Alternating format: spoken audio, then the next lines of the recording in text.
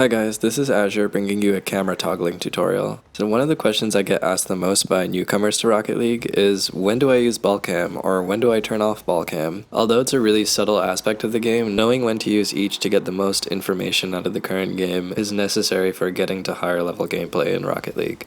Knowing when to use ball cam is a little more obvious because its name kind of explains itself. Since it's always identifying the ball, you know where the ball is in relation to you, and it's good for making aerials because you can see the ball when it's higher up in the air. And when you meet the ball, it's easy to see your options on the pitch because the ball is right in front of the nose of your car and you can see everything in front of you and below you, assuming you are able to meet the ball properly for the aerial. The purpose of not using ball cam can be a little more complex, especially in 2s and 3s. There are 5 main purposes of toggling off ball cam: to see where boost is and to line up your car to collect it, to have better ball control during dribble plays, to see where your opponents are, or to see where your teammates are, and lastly, to see where your net is and line up your car to be positioned correctly for defense.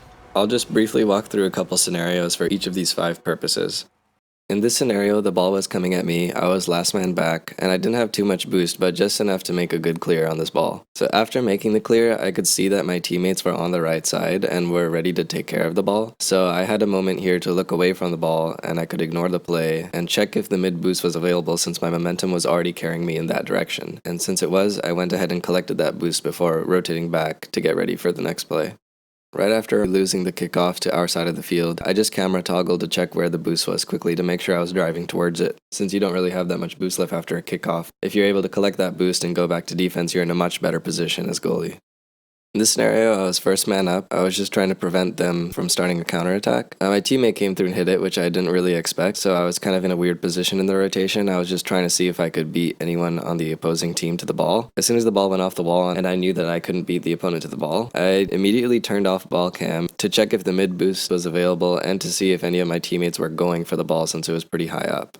Just in that second when I turned off ball cam, I got a lot of information. I could see that my teammate is rotating up and was most likely going to challenge the ball that was coming off the wall, and that the mid boost was available for me to collect while I was rotating back into defense. I could see I had to rush towards it because the opponent was also headed in that direction.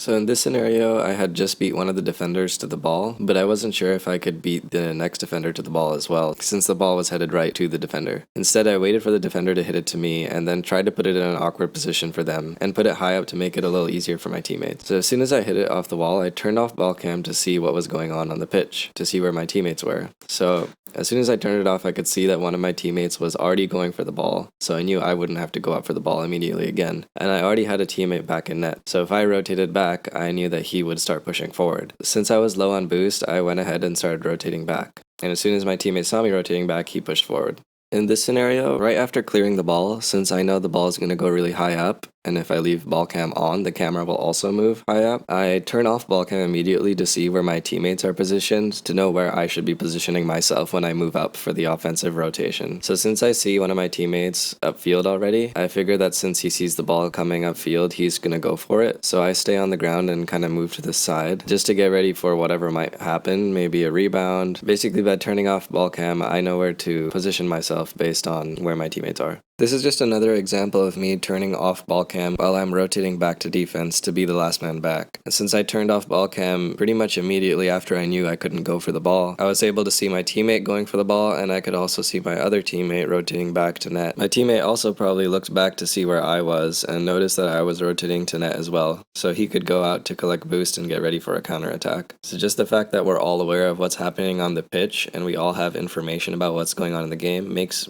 toggling really important.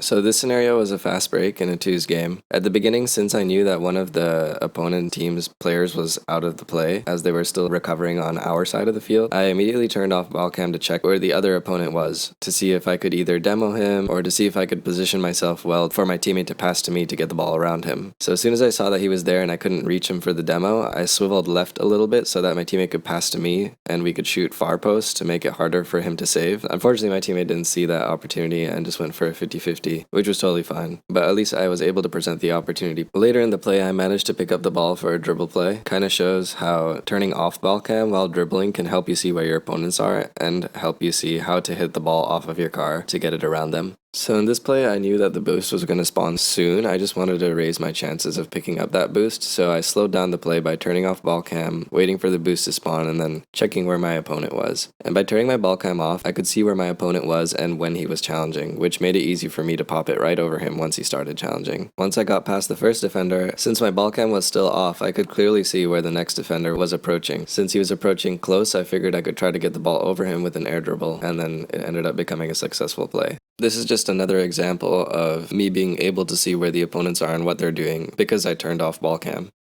Here, I'm just turning off ball cam to check where the goal is to make sure that I can position myself well as a defender. Generally, going to the post that's on the opposite side of the opposing team's offensive play makes it so that you can cover the majority of shots as goalie.